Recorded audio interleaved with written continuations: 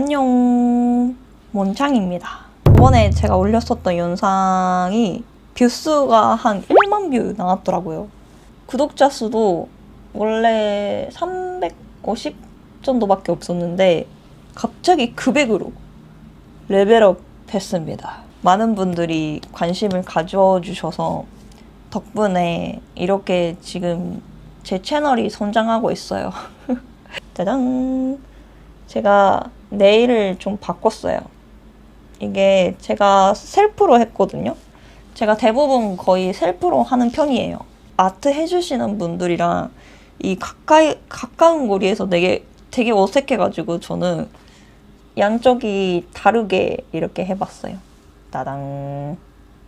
예쁘죠? 여름 바람 느낌으로 해봤습니다. 머리도 묶고.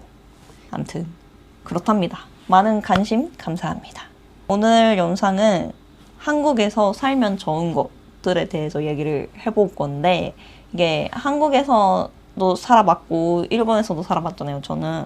근데 이제 비교를 하는데 뭐 어느 쪽이 뭐 나빴다 좋았다 그런 얘기는 아니니까 이제 참고로 그렇게 알고 계시면 좋을 것 같고, 첫 번째로 교통비. 이게 한국 같은 경우에는 버스 그리고 지하철이 다 공기업으로 운영이 돼 있잖아요. 금액이 그렇게 크게 안 나오는데 일본 같은 경우에는 선마다 회사가 다 달라요. 그래서 A에서 B에 갈아탈 때 금액이 조금 크게 나오는 편입니다. 저 같은 집순이어도 어디 뭐 학교 가고 알바 가고 뭐 가끔씩 친구들이랑 놀러 가고 하다 보면은 그냥 10만 원 넘어요. 고등학생 때 14만 원 정도 나왔었거든요. 근데 거기에 이제 학생 할인이 들어가서 그나마 12만 원 정도였던 걸로 이제 기억하는데, 제가 집순이라고 했잖아요. 저보다도 더 놀러 가고 어디 뭐 구경하고 하는 사람들은 더 많이 나와요. 거의 20만 원 정도 나오는 게 평균이지 않을까. 처음에 한국에 왔을 때 공항에서 건국대까지 가는데 고속버스가 한 10,000원밖에 안 되는 거예요. 그때 당시에 1시간 반이나 달리는 버스가 10,000원밖에 안 된다고. 너무 좋은 거예요. 그리고 지금도 한 달에 많아도 7만 원 정도? 근데 거기에 K패스 할인이 들어가서 한 5만 원 정도밖에 안 나오거든요. 교통비가. 그래서 너무 좋아요. 너무 좋아요. 한국 사람들한테 얘기를 하니까 한국이 이래도 물가가 많이 오른 거다. 너무 비싸다. 이렇게 얘기를 하시더라고요. 나라마다 이게 다르니까. 근데 저는 되게 좋았어요. 일본 같은 경우는 워낙 좀 교통비가 비싸다 보니까 회사에서 지원해주는 데가 되게 많아요. 교통비 지원 이런 식으로 조건에 적혀 있는 데도 되게 많습니다. 두 번째, 커피. 제가 한국에 와서 커피를 시작했거든요. 한국 오기 전에는 커피를 안 마셨어요.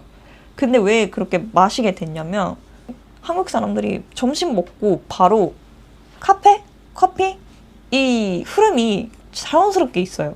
대학교 다니면서 뭐 친구들이랑 점심 먹고 이제 오후 수업 가기 전에 카페 갈까? 뭐 커피 마실래?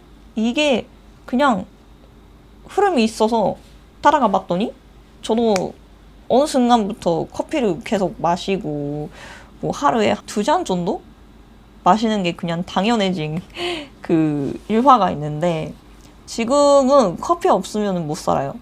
그런 몸이 돼버렸습니다. 요즘은 스타벅스, 트썸 그런 대기업들 말고도 백다방, 뭐 메머드 커피 조금 저렴한데도 크게 나오는 그 카페가 많잖아요. 저는 저렴한데도 크게 나오는 사이즈가 큰 카페들을 선호하는 편인데, 이게 일본에 가서 친구들이랑 놀다 보면은 카페를 찾잖아요. 근데 많이 없어요. 그래서 찾기가 너무 힘들어요.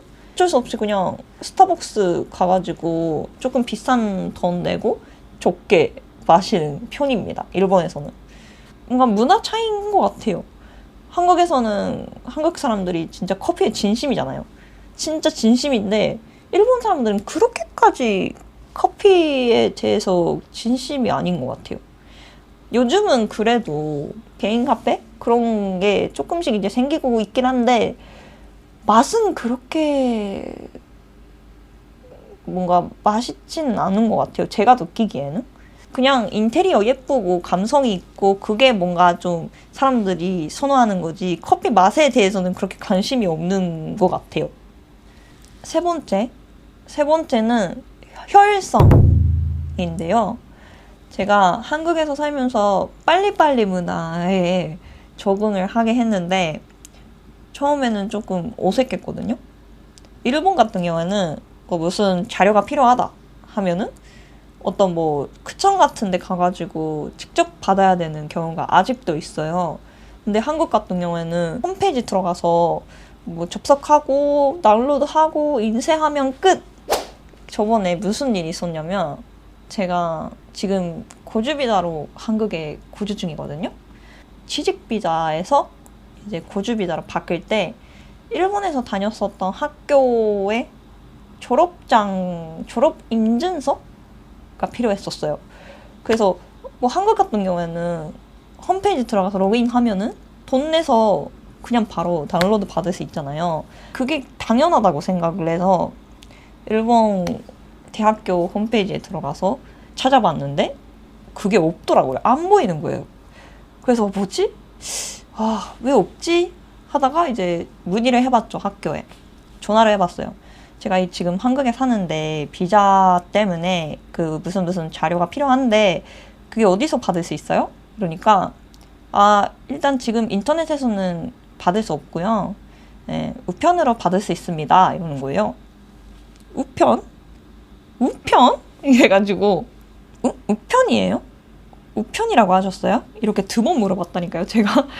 아무튼 그래서 제가 근데 지금 한국에 살고 있어서 직접 받을 수가 없는데 어떻게 받아야 될까요? 이러니까 일단 학교에서 본가로 보내고 본가에서 부모님이 저한테 보내고 그런 식으로 이제 받아야 된다 이러는 거예요. 근데 그 방법밖에 없다고 하시니까 어쩔 수 없이 알겠습니다. 그렇게 받겠습니다. 돈은 어떻게 내면 될까요? 입금 계좌가 따로 있으신가요? 이러니까 아니 없고요.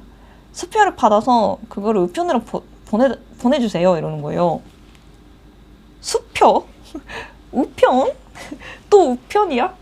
그래서 그래요? 이랬어요. 저는 진짜 뭐 어쩔 수 없으니까 엄마한테 이제 부탁해가지고 이제 학교에 연락해주시고 엄마가 다 그래서 인증서를 되게 어렵게 받았던 걸로 이제 제가 기억하는데 그렇게 하면은 배송비가 들잖아요. 학교에서 집에서 한국까지의 이 배송비도 들고 시간도 엄청 많이 걸려요. 일본에 살았을 때는 당연하다고 생각을 해서 이상하다고 생각을 안 했는데 한국이 너무 편해가지고 그게 이렇게까지 다르다니 너무너무 한국이 살기 편합니다. 그래서 제가 느꼈던 게 저는 그래도 시스템이 잘 돼 있는 대로 왔잖아요. 그래서 편한데 한국 사람들이나 외국 사람들이 일본에 갔을 때 얼마나 힘들까 그게 좀 생각을 해봤어요. 일본어도 제대로 못하는 상태에서 그렇게 뭐 수표를 받아야 되고 우편해야 되고 막 그게 너무 복잡할 것 같은 거예요.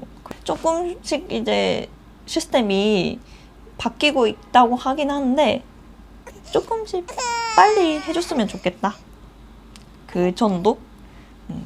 일본은 아직까지도 아날로그 시대여가지고 아날로그를 좋아하는 사람도 되게 많아요. 제 친구들 얘기를 들어봐도 회사에서 아직까지도 정의 자료 같은 거 많이 쓰고 팩스도 많이 쓰고 그렇다고 합니다. 아무튼 그런 에피소드가 있었답니다. 네 번째, 비가 잘 안 와요. 한국은 날씨가 좀 워낙 건조하고 하니까 비가 잘 안 오는데 찬마 시즌에만 좀 후다닥 많이 오잖아요. 근데 평소에는 그렇게 많이 안 와서 저는 좋습니다.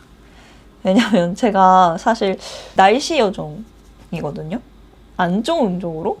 진짜 징크스라고 얘기를 해야 되나? 뭔가 뭐 학교 수학여행 갈 때는 꼭 비가 왔어요.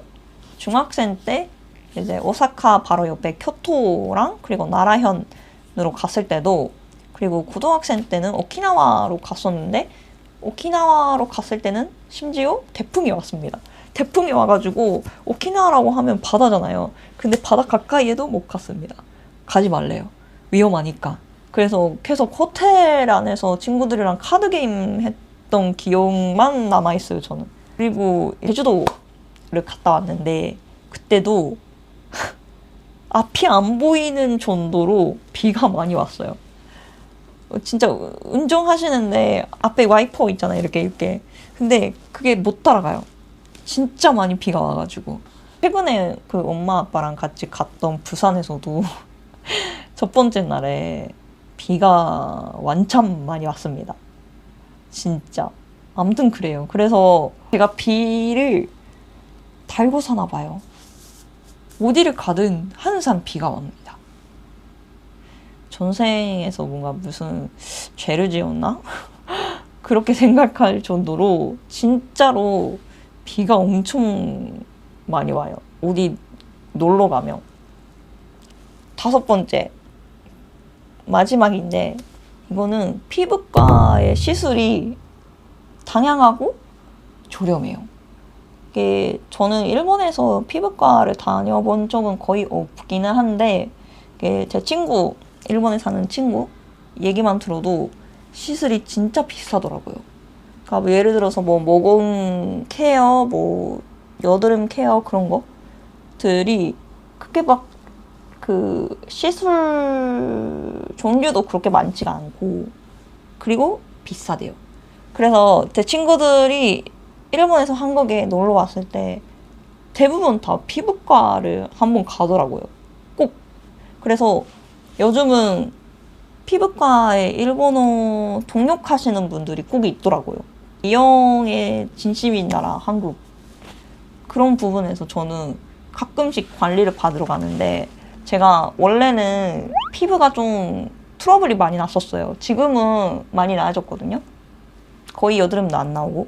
근데 이게 생활 패턴이 조금 안 좋았나 봐요. 뭐 밀가루 많이 먹고 매운 거 먹고 뭐 짜고 뭔가 맛이 진한 거 많이 먹고 막 그래가지고 피부가 진짜 뒤집어졌거든요. 뭐 여기도 나오고 여기 볼도 나오고 진짜 장난이 아니었는데, 이제 그거를 고치고 이제 피부과도 조금씩 다니고 이제 홈케어도 많이 하고 하다 보니까 지금 이렇게 피부가 많이 좋아졌습니다. 나중에 궁금하신 분들이 계시면은 홈케어를 어떻게 하는지에 대해서 좀 정리를 해가지고 영상 만들어 보려고 합니다. 제가 진짜 거의 피부과 다니긴 했지만 막 매달 한 번밖에 안 갔거든요. 근데 이제 집에서 좀 꾸준히 케어를 하다 보니까 이렇게 많이 나아졌습니다. 진짜 나아졌어요.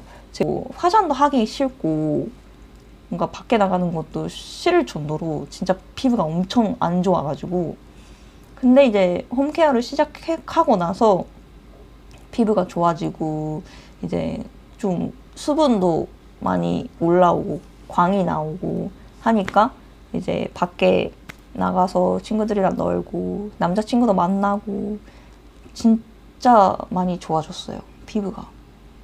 나중에 궁금하시면은 영상 만들어 보겠습니다. 아무튼 오늘은 이렇게 마무리를 해보려고 합니다. 진짜 한국이랑 일본이랑 이렇게 살다 보니까 이렇게 둘 다 좋은 점이 있고 안 좋은 점이 있긴 한데 이게 되게 재밌어요. 저는 일본에 살면은 뭐 일본의 아날로그한 느낌도 나쁘진 않아요. 근데 저는 한국에서 이렇게 편하게 사는 거를 알아버렸으니까 그게 조금 불편한 거지, 일본에서 그냥 살았으면은 그게 불편한 것도 없고 당연하다 이렇게 생각을 하겠죠. 근데 이제 외국에서 살다 보니까 그런 점이 보인다 이거예요. 가끔씩 일본 가면은 발전된 부분들이 보이니까 저도 되게 뿌듯해요. 일본도 드디어 이게 가능하다니 막 이렇게. 네, 저는 외국에 오래 살았잖아요. 거의 10년 가까이 살았으니까 거의 뭐 외국 사람들이 보는 시점에서 이제 저도 똑같이 이제 일본 즐기는 편입니다. 가면은 일본에 이런 것도 있어? 이런 것도 있었어? 막 이런 놀라운 게 되게 많아요. 그래서 너 일본 사람인데 왜 이렇게 놀래? 이러고 막 친구들이 나도 왜 해외에서 사니까 가끔 일본 오면은 신기한 게 너무 많아 이렇게 얘기를 하는데 이렇답니다. 아무튼 오늘 영상은 여기까지.